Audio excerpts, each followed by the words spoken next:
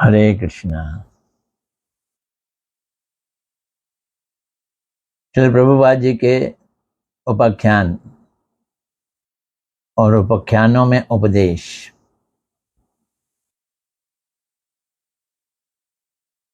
आइए आज मैं पहले गुरुदेव को प्रणाम करता हूँ। नमो विष्णुपदाय राधिकाय प्रियात्मने श्रीमद् भक्ति वेदांत नारायण गोस्वामी इति नामने। श्री कृष्ण लीला कथने सुदक्षम औदारे माधुर्य गुणेश्च युक्तम वरम वरेण्यं पुरुषं महांतम नारायणं त्वां शिरसा नमामि। आइए प्रभुपाद जी को भी प्रणाम कर लें। नमो विष्णुपदाय कृष्ण पृष्ठाय भूतले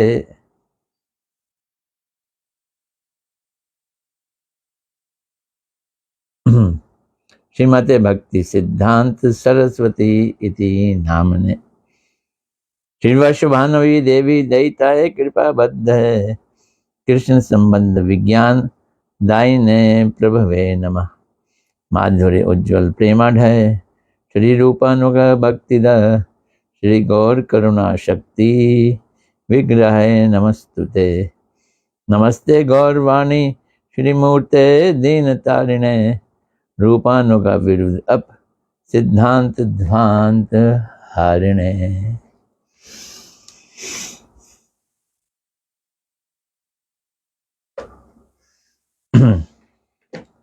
आइए उपाख्यान पे आज मैं फिर याद दिला दूं, हमारा शुक्रवार है, फ्राइडे है और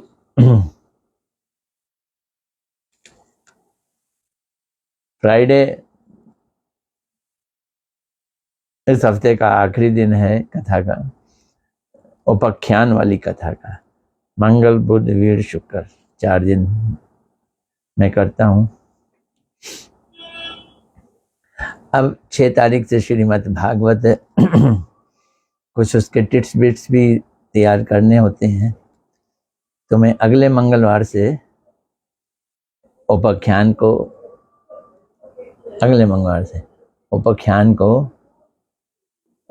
हॉल्ट दे रहा हूँ। हॉल्ट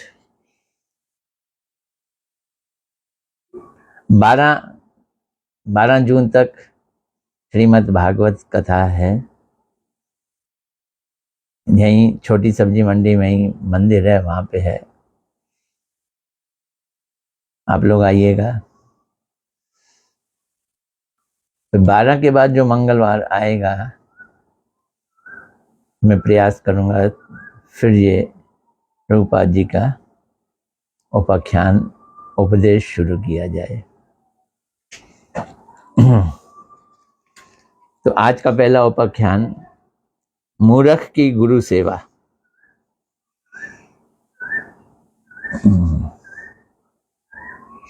एक शिष्य को ये अहंकार था कि वे गुरु का अत्यधिक सेवा करता है।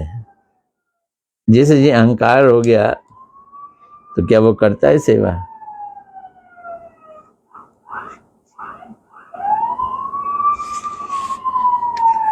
तो यहाँ पे इसका मतलब है कि वो नहीं कर रहा सेवा, क्योंकि उसको अहंकार है। एक दिन भोजन करने के पश्चात गुरुदेव ने उससे मुख शुद्धि का मसाला मांगा। खाना खाने के बाद लास्ट में हरड़ वगैरह, सौंफ, मुख शुद्धि होती है ये। शिष्य एक हरड़ लेकर गुरुदेव को देने लगा तो गुरु ने शिष्य को आज्ञा दी कि ये हरड़ को छीलो, तोड़ो या काटो, ऐसे पूरा मत दो। सेवापरायण शिष्य सेवापरायण था ना, ने हरड़ के ऊपर के हिस्से को छिलका समझकर विचार किया कि यह गुरुदेव को छिलका कैसे दे सकता है। तो शिष्य एक हरड़ लेकर गुरुदेव को देने लगा तो गुरु ने शिष्य को आज्ञा दी कि ये हरड़ को छील कर दे। तो सेवापरायण शिष्य ने हरड़ के ऊपर के हिस्से को छिलका समझा और विचार किया कि यह गुरुदेव को छिलका कैसे दे सकता है। ऐसा सोचकर छिलका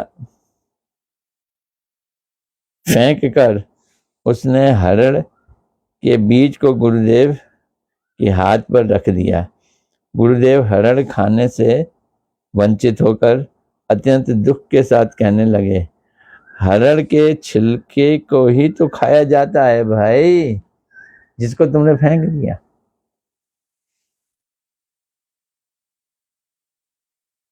अगले दिन भोजन ग्रहण करने के उपरांत गुरुदेव ने फिर से शिष्य से मुख शुद्धि मांगी।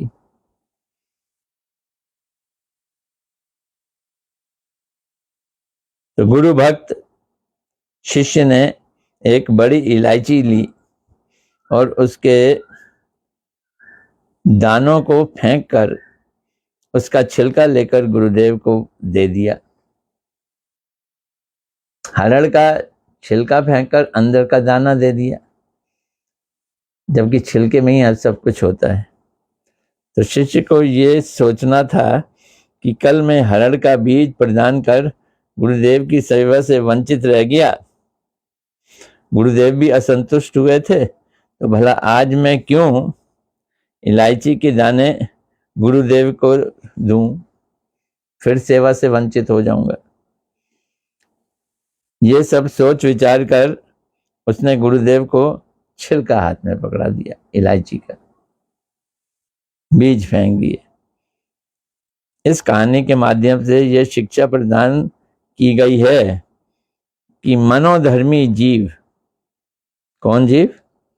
जो अपने मन से निर्णय लेता है, किस भांति गुरु के उपदेश के तात्पर्य को उपलब्ध करने में भ्रांति उत्पन्न कर लेता है। अगर मनोधर्मी है तो गुरु के उपदेश, उद्देश्य और उनके आदेश को वो गलत समझेगा, वो ठीक समझ ही नहीं सकता।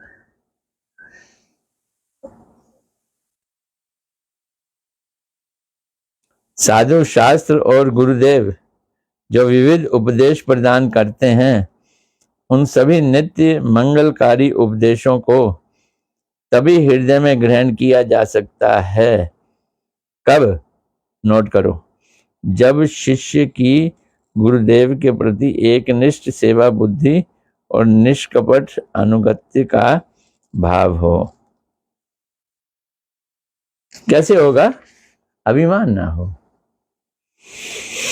इन सब के पीछे गुरु की कृपा भी बनी रहनी चाहिए।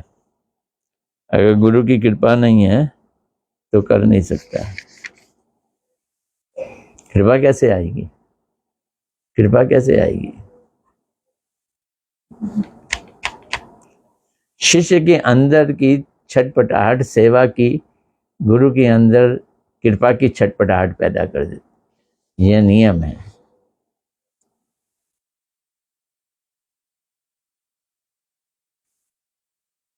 यहाँ वो कह रहे हैं, सेवा उन्मुखता ही बुद्धि योग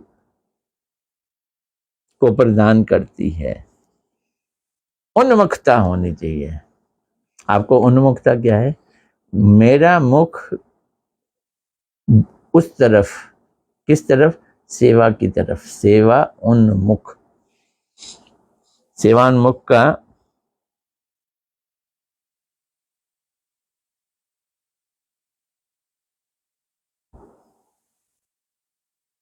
अर्थ दिया है सेवा करने के प्रति उन्मुखता या प्रवृत्ति। उन्मुखता, उन्मुखता, मुख उस तरफ होना चाहिए। बहिर्मुख, अंतर्मुख, सेवा उन्मुख, मुख उस तरफ होना चाहिए, सेवा की तरफ। संसारिक दक्षता, चतुरता, बुद्धिमत्ता और पांडित्य के माध्यम से आत्ममंगल संबंधित उपदेशों को हृदयंगम नहीं किया जा सकता। ये सब पढ़ी की पढ़ी रह जाती हैं। क्या क्या? चतुरता, बुद्धिमत्ता, पांडित्य, ये आत्ममंगल नहीं कर सकती।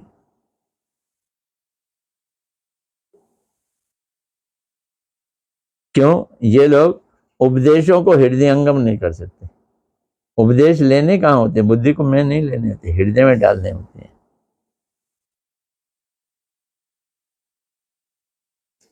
साधु, शास्त्र और गुरु उपदेश देते हैं। असत संग त्याग, ऐ वैष्णव आचार, स्त्री संगी एक असाधु, कृष्ण भक्त आर। अर्थात स्त्री संगी और कृष्ण के प्रति भक्तिहीन इन दो प्रकार के असत संग का परित्याग करना ही सच्चे वैष्णव का आचरण है। ये बड़ी इंपॉर्टेंट चीज है।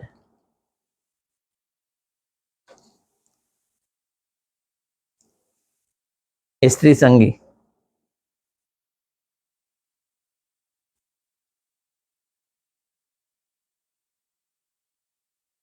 भक्तिहीन, ये असत संगी हैं। स्त्री संगी और भक्तिहीन, ये लोग कौन है? ये असत संगी हैं। इस उपदेश के वास्तविक अर्थ को ना समझकर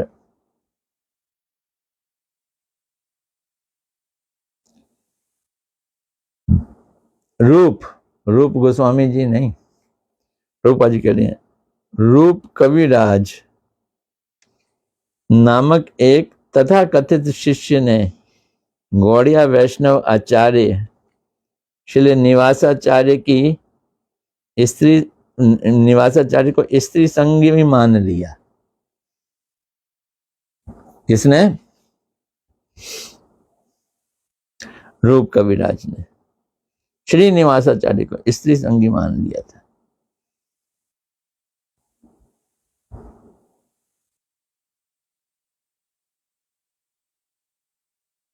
परमहंस श्रेष्ठ श्री निवासाचार्य जी जो परमहंस हैं, उनके आचरण को समझने की क्षमता रूप कविराज में नहीं थी।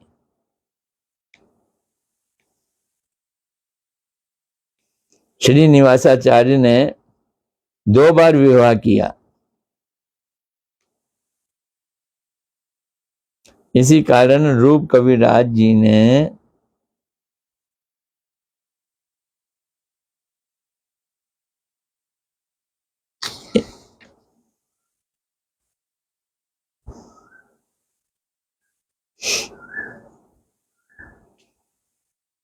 अपने इंद्रिय ज्ञान के द्वारा, अपने भौतिक ज्ञान के द्वारा ये समझ लिया कि वो स्त्री संगी हैं। इसलिए वो गुरु के प्रति श्रद्धाहीन हो गए और प्रचार करने लगे कि श्रीमन महाप्रभु के उपदेशों में स्त्री की संगति करने वाले को असत कहा गया है।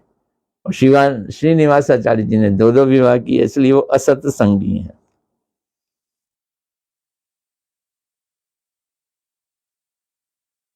वह कोई भी गृहस्थ व्यक्ति वैष्णव आचार्य नहीं हो सकता।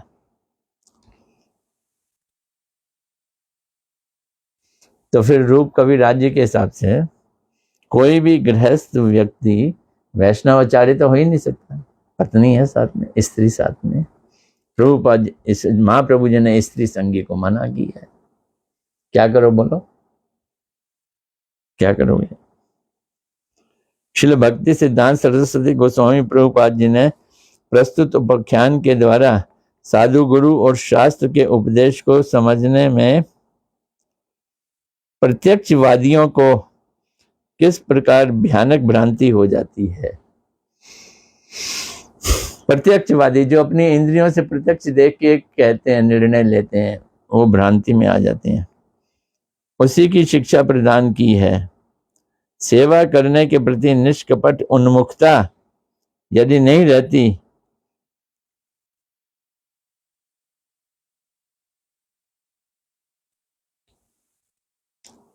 उन्मुखता होनी चाहिए किसके प्रति?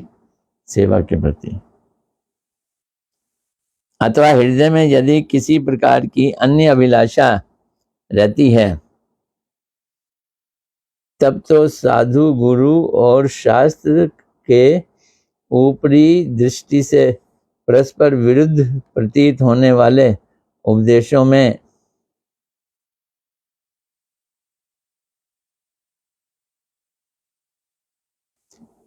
क्या बोल रहे हैं प्रभुपा जी? तब तो साधु, गुरु और शास्त्र के ऊपरी दृष्टि से परस्पर विरुद्ध प्रतीत होने वाले उपदेशों में जो समन्वय, एडजस्टमेंट,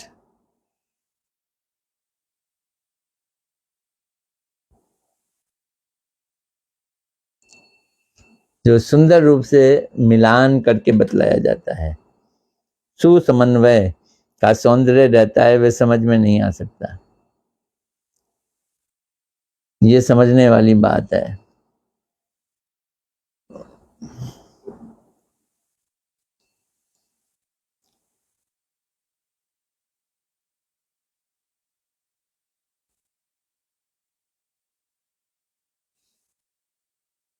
एक स्थान पर जिसे छिलका कहा और फेंक दिया, दूसरी जगह वही शस्य कह के ग्रहण किया और योग्य बात मानी।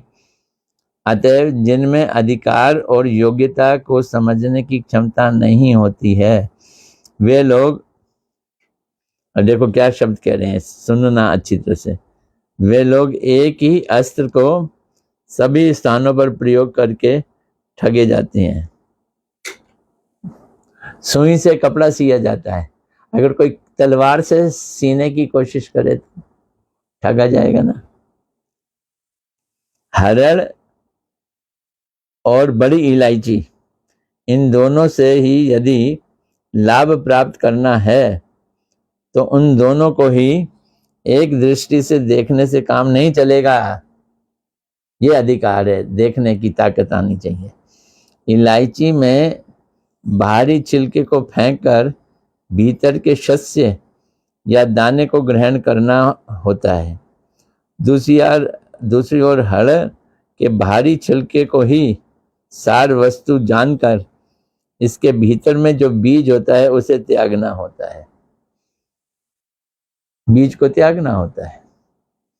जैसे खुरमानी होती है, उसके अंदर बीज होता है कि बीज फेंकना होगा, ऊपर वाला हिस्सा खाना होगा।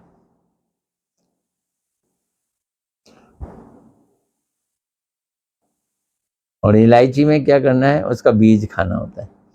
साधु दर्शन और साधु की सेवा के क्षेत्र में भी जीव को इसी भांति भ्रांति हो जाती है। साधक व्यक्ति को इन सभी क्षेत्रों में विशेष सावधान रहना होगा।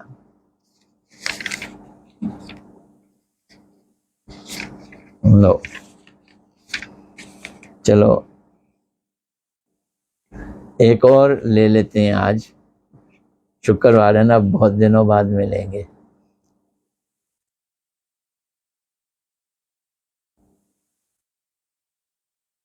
अच्छे चावल और शुद्ध घी धन्य है। पता नहीं इसका ये अंदर क्या है इस कहानी के,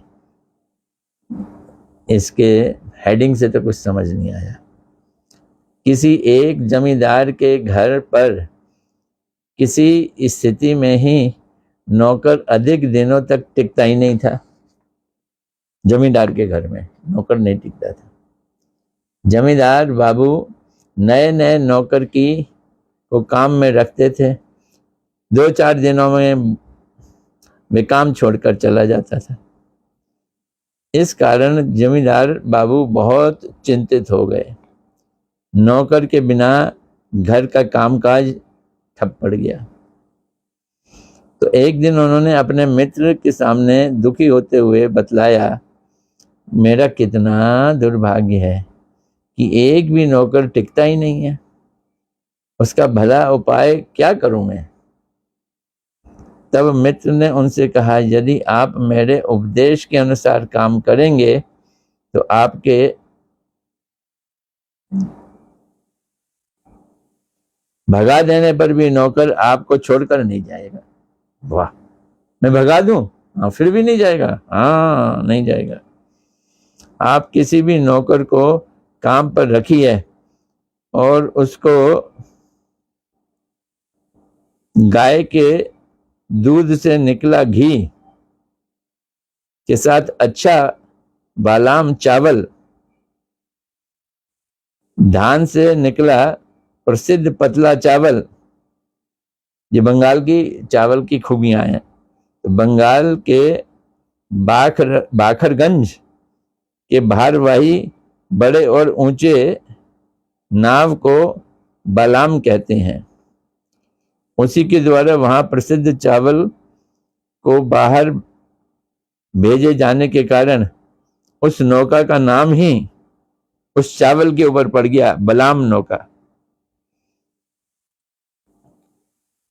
तुम उसका भोजन दोनों समय में उसको करवाना। इस प्रकार वे 6 महीने तक उसे खिलाने के बाद अपनी इच्छा के अनुसार आप उससे काम ले लीजिएगा। मित्र की इस परामर्श के अनुसार जमींदार बाबू ने उसी प्रकार किया।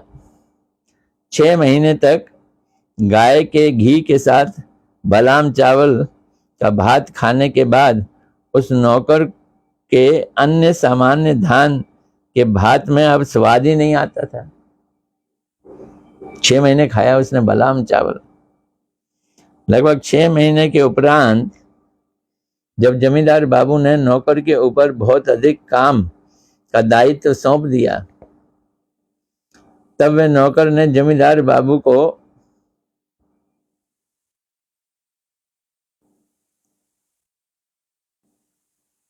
सीधा तो नहीं कहा, उनके कर्मचारियों से कहा, मेरे ऊपर इतना ज्यादा काम का भार लाद दिया है तो मैं किसी दूसरी जगह काम ले लूंगा।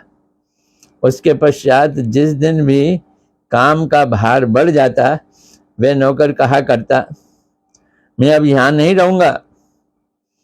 एक दिन उसकी बात से तंग आकर जमींदार बाबू ने उससे कहा, जहां तुम्हारा मन करे वहीं चले जाओ। नौकर ने दूसरी जगह पर नौकरी की खोज जारी कर दी, परंतु कहीं भी उसे बादाम चावल और गाय का देसी घी खाने को नहीं मिला। आदत बिगड़ गई थी ना।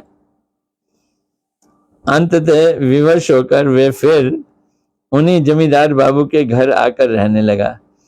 इसके अनंतर भी जब जब काम का बोझ बढ़ता, वह नौकर बीच बीच में नाना स्थानों पर चला जाता, परंतु जब भी बादाम चावल और गाय के घी की याद आती, तभी वो जमींदार बाबू के यहाँ लौट आता और कहा करता कि जमींदार बाबू से उसको इतना अधिक अपनापन हो गया है कि कहीं जाकर उसका मन लगता ही नहीं है। मन उसका जमींदार बाबू में नहीं लग रहा था, बादाम चावल में लग रहा था और देसी घी।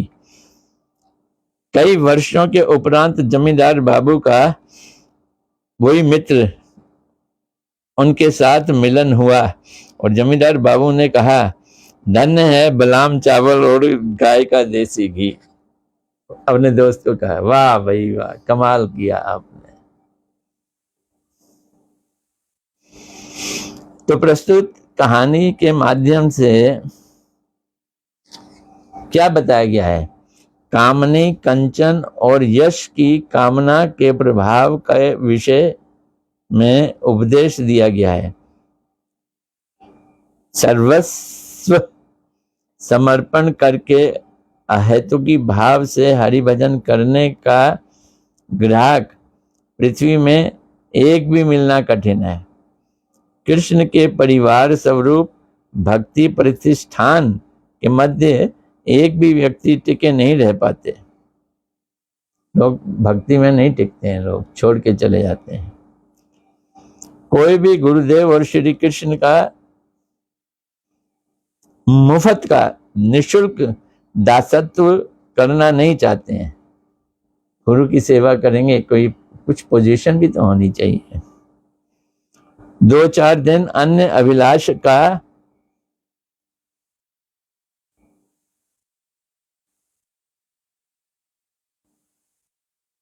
वशवर्ती होकर कृष्ण के संसार में सेवा करने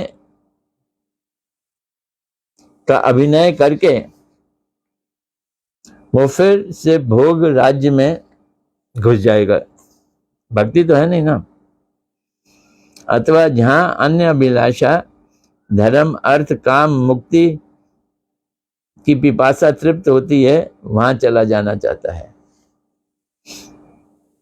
ऐसे लोगों को कृष्ण के परिवार में कैसे रखा जाए, ये प्रभुपाद जी उदाहरण दे रहे हैं। ऐसे लोगों को कृष्ण के परिवार में छल बल और कौशल से आकर्षित करके रखना पड़ता है। मजबूरी में वो रहेंगे, उससे क्या होगा, उनकी अज्ञात सुकृति बढ़ेगी। ये प्रभुपाद जी कह रहे हैं। उससे उनकी अज्ञात सुकृति को उत्पन्न करने के लिए पर दुख से दुखी गुरुदेव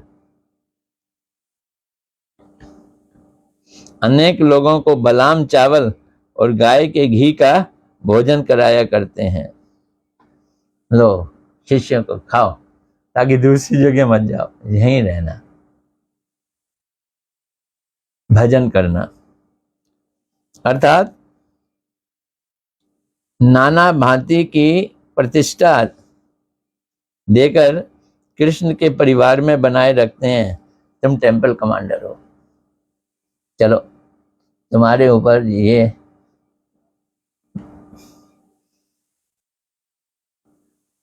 पोजीशन दे दी, तुमको ये पोजीशन दे दी। पहले पहले ये लोग कृष्ण के परिवार से भाग भाग कर दूसरी जगह जाने पर भी जब कभी कहीं लाभ पूजा प्रतिष्ठा रूप बादाम चावल और घी मिलता है, तब उनमें कोई कोई जमींदार बाबू अर्थात गुरुदेव के प्रति ममता उत्पन्न हो गई। यहाँ जमींदार कौन है? गुरुदेव। क्या कर रहे हैं? बादाम चावल और घी दे रहे हैं। फिर धीरे धीरे बादाम चावल और घी के साथ साथ जमींदार के प्रति ममता आ जाएगी। ऐसा मनोभाव व्यक्त करते हैं। फिर अगर गुरुदेव भी कहना चल निकल यहां से, भगा देने पर भी जाने को तैयार नहीं होते। धन्य है प्रतिष्ठा रूपी बादाम चावल और गाय का घी। ये धन्य है प्रतिष्ठा रूपी बादाम चावल। जमींदार बाबू का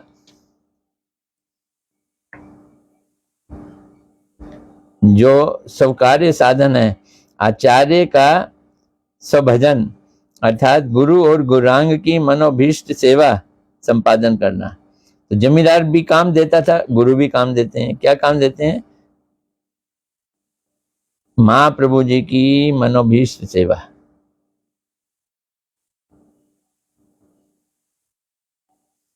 नौकर है वे लोग जो अन्य अभिलाषी होकर भी गुरु सेवा का अभिनय करते हैं। बादाम चावल और गाय का घी है लाभ पूजा प्रतिष्ठा आदि की कामना। तो गुरुदेव ये बादाम चावल देकर उनको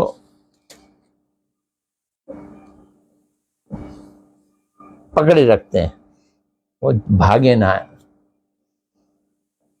बादाम चावल और देसी घी का नशा पैदा कर देते हैं।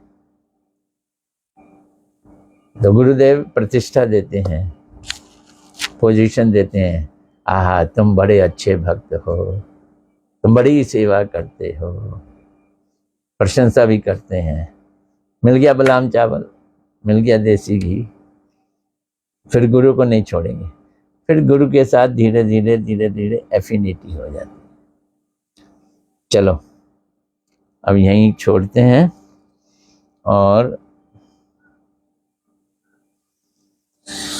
अगला कब करेंगे? 12 तारीख के बाद मिलेंगे। अब हरे कृष्णा कृष्णा कृष्णा हरे हरे, हरे राम राम राम हरे। भागवत कथा के बाद आप लोग भागवत कथा में आने की कोशिश कीजिए। बोलो क्यों आओ? मेरे को उत्साहित करने के लिए आइए। अगर अच्छे श्रोता आते हैं तो वक्ता का दिल लगता है। मैं शाम को जैसे कथा करता हूँ, कभी जैव धर्म है, आजकल वेणु गीत लिया हुआ है, तो जो रेगुलर आ रहे हैं, सुनने वाले हैं, वो आते हैं तो और उत्साह बढ़ता है। अगर वो कहीं कोई नहीं आता तो इंतज़ार करता हूँ मैं कि वो आए जो रेगुलर सुनने वाले हैं। और अगर रेगुलर सुनने वाले नहीं, दूसरे आके बैठ जाते हैं तो वो ठीक नहीं लगते। वो लगते हैं ये बैठ के सुनेंगे क्या, इनको तो कुछ समझ ही नहीं आएगी। जो एंक्शियस हैं, उत्कंठा वाले हैं, रेगुलर सुनने वाले हैं, वक्ता ऐसे श्रोता को ढूंढता है। ये आए हैं, देखो ऐसे श्रोता आप लोगों को दंडवत प्रणाम। सबसे पहले नाम आया वीणा भल्ला जी का, हरे कृष्णा दंडवत। फिर मालिनी जी आ गई, हरे कृष्णा दंडवत। देखो ये हॉलैंड से आ जाती हैं। वीणा भल्ला जी ने कहा आवाज अच्छी है, sound is perfect, good, thank you. फिर अंशिता जी आ गई, हरे कृष्णा दंडवत। फिर उनकी मैया आ गई, इंदु आहूजा जी आ गई, हरे कृष्णा दंडवत। पूजा जी आ गई, हरे कृष्णा दंडवत। ये कौन है? दर्शन खुराना जी, हरे कृष्णा दंडवत। महक वर्मा, हरे कृष्णा दंडवत। इंदुमती दासी जी, हरे कृष्णा दंडवत। ठीक है, यही दिख रहे हैं अभी तो। चलो 12 के बाद मिलेंगे इस कथा में, उपाख्यान में। हरे कृष्ण कृष्ण कृष्ण हरे हरे, हरे राम राम राम हरे हरे।